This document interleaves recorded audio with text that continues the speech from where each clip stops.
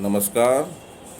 ये वीडियो मेरा उन छात्रों के लिए है जो संविदा वर्ग 3 की तैयारी कर रहे हैं और मार्च माह में होने वाले एग्ज़ाम में जो है वो एग्ज़ाम देना है उनको। तो आज मेरा टॉपिक है बुद्धि। तो मैंने ये वीडियो में बुद्धि के बारे में आपको मुख्य मुख्य जानकारी दी थी।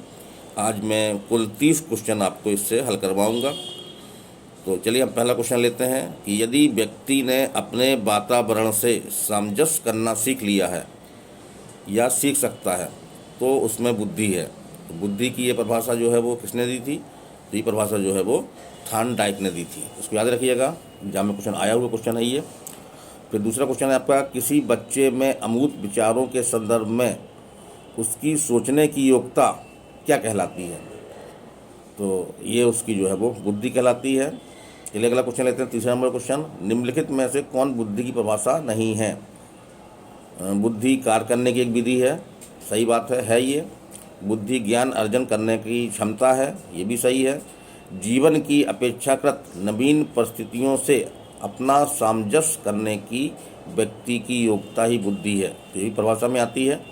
राजनीतिक, आर्थिक एवं सामाजिक शक्ति प्राप्त करने के लिए प्रयुक्त उक्ति बुद्धि है, तो ये आपकी बुद्धि की परिभाषा में नहीं आती है। चलिए हम अगला क्वेश्चन लेते हैं, क्वेश्चन नंबर 4।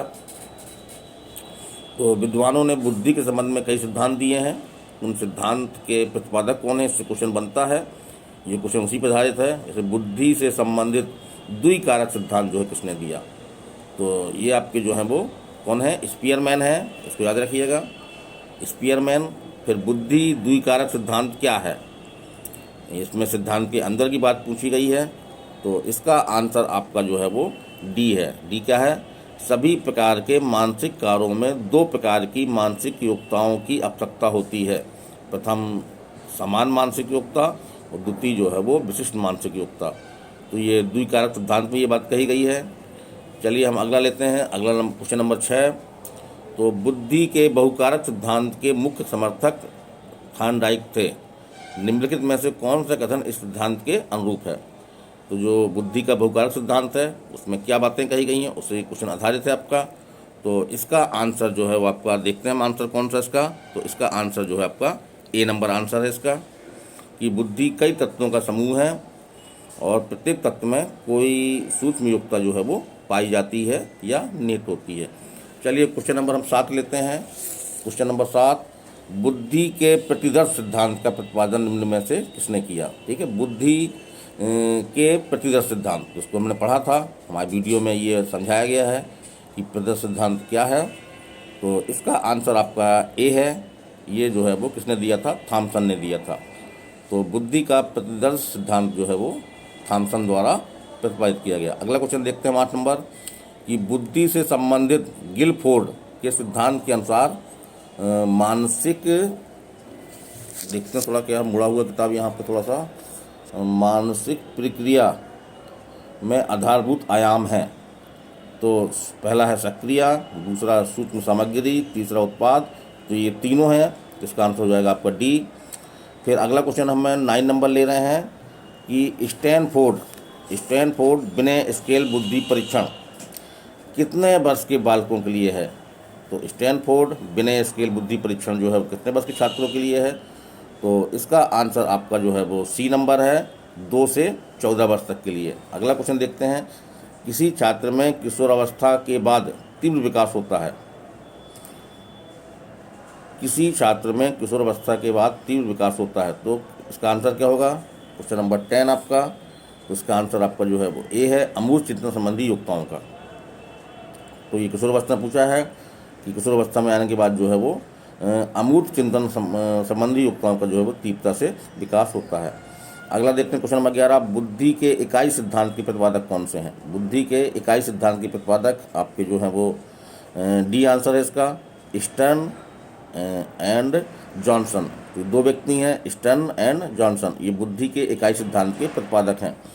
फिर बुद्धि परीक्षणों का जनक कहा जाता है, तो ये आपके बिने जी हैं, सी नंबर आंसर इसका। अगला क्वेश्चन देखते हैं, बुद्धि लब्धि प्राप्तांक प्राप्त करने हेतु सही विधि क्या है? तो उसमें सूत्र दिया गया है, जैसा हमने वीडियो में बताया है आपका, कि मानसिक आयु में जो है वास्तविक आयु का हम भाग देते हैं और उसके बाद जो भागफल आता है उसमें हम जो है वो 100 का गुणा करते हैं। तो इस तरह से हमको जो है वो बुद्धि लब्धि या IQ जो है प्राप्त हो जाता है। तो इस तरह से आपका A नंबर सही है इसका।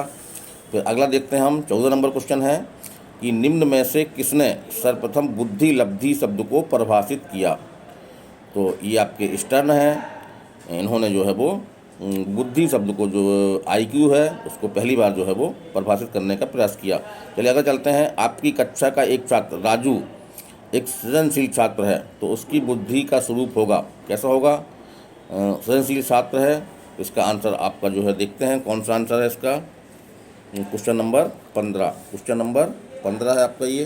तो 15 का आंसर आपका जो है वो C है, औसत से अधिक। फिर देखते हैं क्वेश्चन नंबर 16। तो आप कक्षा 8 के कक्षा अध्यापक हैं। आपकी कक्षा में सुरेश नाम का एक लड़का पढ़ता है जिसकी आयु 15 वर्ष है। यदि उसकी मानसिक आयु 18 वर्ष हो तो आप उसकी बुद्धि लब्धि कैसे ज्ञात करेंगे? तो इसमें सूत्र लागू करना हमको। सूत्र जैसे हमने बताया था पहले, ये सूत्र है आपका कि मानसिक आयु में हम जो है वो उसकी वास्तविक आयु का जो है वो भाग देंगे और 100 से गुणा कर देंगे। तो इस तरह से हम करते हैं अगर, तो हमको आंसर जो है वो प्राप्त होता है हमको 120। तो इसका आंसर 120 है। पूरा गणितीय सूत्र है। अगर हमको सूत्र मालूम है तो हम वास्तविक आयु और जो मानसिक आयु है अगर हमको बताई जाती है तो हम उसका IQ जो है वो तुरंत निकाल सकते हैं। चलिए अगले देखते हैं, क्वेश्चन नंबर 17 है। फ्रांसीसी मनोवैज्ञानिक अल्फ्रेड बिने। तो इसमें एक चीज़ तो ये फैक्ट आ रहा है कि अल्फ्रेड बिने जो है वो कहाँ के वैज्ञानिक हैं, मनोवैज्ञानिक हैं? तो ये फ्रांस के हैं। एवं उनके साथी साइमन ने बुद्धि के मापन के आधार के लिए किसे सर्वाधिक उपयुक्त माना है? ठीक है, क्वेश्चन नंबर 17 देखते हैं हम। तो क्वेश्चन नंबर 17 का आंसर आपका B है, बच्चों के निर्णय, स्मृति, तर्क एवं आंकिक जैसे मानसिक कार्यों को। फिर हम देखते हैं क्वेश्चन नंबर 18। तो आजकल बुद्धि परीक्षण का उपयोग शिक्षा जगत में व्यापक रूप से हो रहा है। निम्नलिखित में से कौन सा शिक्षा जगत में बुद्धि परीक्षण के सदुपयोग का एक उदाहरण है? तो क्वेश्चन नंबर 18, इसका आंसर जो है आपका D है, उपरोक्त सभी हैं। उपरोक्त सभी शिक्षा जगत में बुद्धि परीक्षण के सदुपयोग के उदाहरण हैं। विकल्प पढ़ लीजिए, देखिए। बुद्धि परीक्षण के आधार पर छात्रवृत्ति सुनिश्चित करना, बुद्धि परीक्षण के आधार पर छात्रों के लिए अधिगम माने सीखने की प्रणाली का चयन करना, बुद्धि परीक्षण के आधार पर छात्रों को परामर्श देना। तो इस तरह सभी बातें हैं, जिसका आंसर D हो गया। तो अगला क्वेश्चन हम लेते हैं कि एक अच्छे शिक्षक के रूप में व्यक्ति को बुद्धि परीक्षण के परिणाम जानने के बाद निम्नलिखित में से किस व्यवहार से बचना चाहिए? तो परिणाम के आधार पर सुधार के लिए परामर्श देना, परिणाम के आधार पर कम बुद्धि वाले बच्चों का चयन कर उन्हें कठिन कार्य करने से रोकना, बुद्धि परीक्षण का उपयोग अनुसंधान में बच्चों का व्यापक सहयोग लेने के लिए करना। और D नंबर है आपका, शिक्षक को बुद्धि परीक्षण के परिणाम के आधार पर कोई भी कार्य नहीं करना चाहिए। तो इसका आंसर आपका जो है वो B है कि परिणाम के आधार पर कम बुद्धि वाले बच्चों का चयन कर उन्हें कठिन कार्य करने से रोकना। चलिए अगला देखते हैं। अगला क्वेश्चन नंबर 20 है। ये देखिए 20 हमारे सामने है स्क्रीन में। तो आजकल बुद्धि परीक्षण का उपयोग शिक्षा जगत में हो रहा है। बुद्धि परीक्षण का निम्नलिखित में से कौन सा उपयोग बालक के विकास के दृष्टिकोण से सही नहीं है? तो इसका आंसर देखते हैं हम। 20 का आंसर आपका जो है वो B है, बुद्धि परीक्षण के परिणाम के आधार पर अधिक बुद्धि वाले बालकों पर अन्य बालकों की तुलना में अधिक ध्यान देना। चलिए क्वेश्चन नंबर 21। एक ही कक्षा शिक्षण का निष्पादन भिन्न भिन्न होता है। निम्नलिखित में से कौन सा कारण इसके लिए सर्वाधिक उत्तरदायी हो सकता है? तो इसलिए हम देख रहे हैं क्वेश्चन नंबर 21। क्वेश्चन नंबर 21 का आंसर आपका जो है वो A है। तो छात्रों की बुद्धि के अंतर आधार पर, तो एक ही कक्षा के छात्र हैं लेकिन अगर उनकी बुद्धि में जो है वो अंतर है तो उसके आधार पर जो है वो शिक्षण का निष्पादन जो है वो हमको कई तरह से करना पड़ेगा, अलग अलग रूप से हमको करना पड़ेगा। चलिए क्वेश्चन नंबर 22। तो क्वेश्चन नंबर 22 देखते हैं कि आप कक्षा 8 के कक्षा अध्यापक हैं। आप अपनी कक्षा के सभी छात्रों का बुद्धि लब्धि परीक्षण करते हैं। आप पाते हैं कि पूरी कक्षा में रमा और अशोक की बुद्धि लब्धि 130 से ऊपर है। तो रमा और अशोक हैं, तो इसमें कुछ नहीं है। इसमें जो बैचलर की हमने पिछले वीडियो में बताया है जो उन्होंने आईक्यू के अंकों के आधार पर बुद्धि का जो है वर्गीकरण किया है, तो 130 से ऊपर है ये, तो इसको निसंदेह रूप से हम क्या कहेंगे, प्रतिभाशाली छात्र कहेंगे। तो इसका आंसर आपका सी है। चलिए हम चलते हैं क्वेश्चन नंबर 23।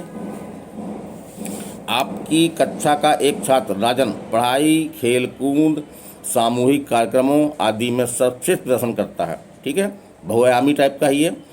आपकी कक्षा का एक छात्र राजन पढ़ाई, खेल कूद, मानसिक कार्यक्रमों आदि में सबसे प्रदर्शन करता है, तो इसका अर्थ है कि वह एक क्या है, तो 23 का आपका आंसर जो होगा वो होगा सी, बहुआयामी बुद्धि वाला छात्र है वो। तो अगला देखते हैं क्वेश्चन नंबर 24। आप पिछले कई वर्षों से शिक्षण कार्य कर रहे हैं। आप अपने अनुभवों के आधार पर पाया कि बहुआयामी छात्र निपुण होते हैं। तो किसमें, केवल खेल कूद में, कई प्रकार के कौशलों में, केवल शैक्षिक कार्यों में, ये सभी। तो इसका आंसर आपका जो है वो 24 नंबर का होगा सी, कई प्रकार के कौशलों में। तो इसका आंसर 23 से ही मिल जाता है हमको, अगर 23 में ही इसका आंसर जो है वो 24 का आंसर छुपा हुआ है। चलिए अगला चलते हैं हम कि क्रिस्टलाइज्ड संबंधित है, क्रिस्टलाइज्ड संबंधित है, तो इसका आंसर आपका है सी है, अनुभव, अधिगम तथा वातावरण संबंधी कारकों पर आधारित एक समान योग्यता। चलिए अगला चलते हैं, अगला क्वेश्चन नंबर 26।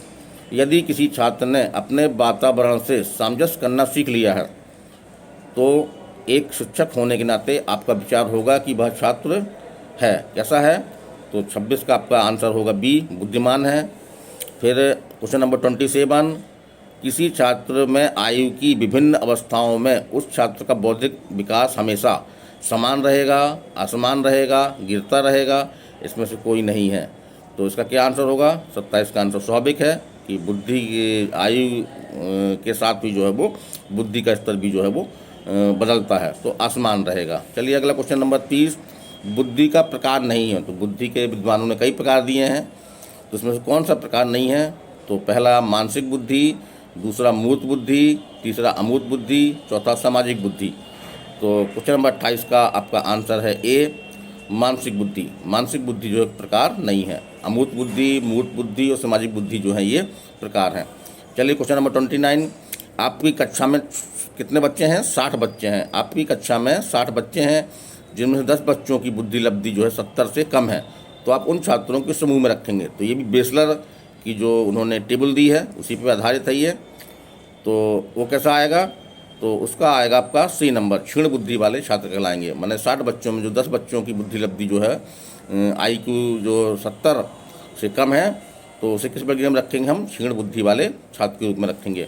और हमारा ये अंतिम क्वेश्चन है कि निम्नलिखित में से किस कथन से बुद्धि एवं बुद्धि परीक्षण के महत्व का पता चलता है। तो पहला नंबर है आपका ए नंबर, व्यावसायिक मार्गदर्शन में बुद्धि परीक्षण की भूमिका अहम होती है। दूसरा, बुद्धि परीक्षणों द्वारा प्रत्येक छात्र की सही उन्नति के मार्ग को प्रशस्त किया जाता है। तीसरा है आपका, अनुसंधान के विभिन्न घटकों का चयन करना होता है, तो बुद्धि भी एक आधार होता है ताकि कम से कम त्रुटि हो। और डी है आपका, उपरोक्त सभी कथनों से बुद्धि परीक्षण के महत्व का पता चलता है। तो इसका आंसर आपका स्वाभाविक है, डी आंसर है इसका, सही बातें इसमें आती हैं। तो मेरा ये छोटा सा वीडियो कैसा लगा आपको, मैंने बुद्धि 2 वीडियो में पढ़ाया है, पहला खंड आ, दूसरा खंड बा, और तीसरे में मैंने जो उससे महत्वपूर्ण क्वेश्चन थे उसको मैंने हल करवाया है। तो इसे अधिक से अधिक शेयर करें ताकि हर छात्र के पास जो प्राथमिक शिक्षा की तैयारी कर रहा है वो इसका जो है वो लाभ ले सके। तो मैं आर.के. सक्सेना मास्टरमाइंड कोचिंग में एक बार पुनः आपका स्वागत करता हूं और अगले वीडियो तक जो है विदा लेता हूं। नमस्कार, धन्यवाद।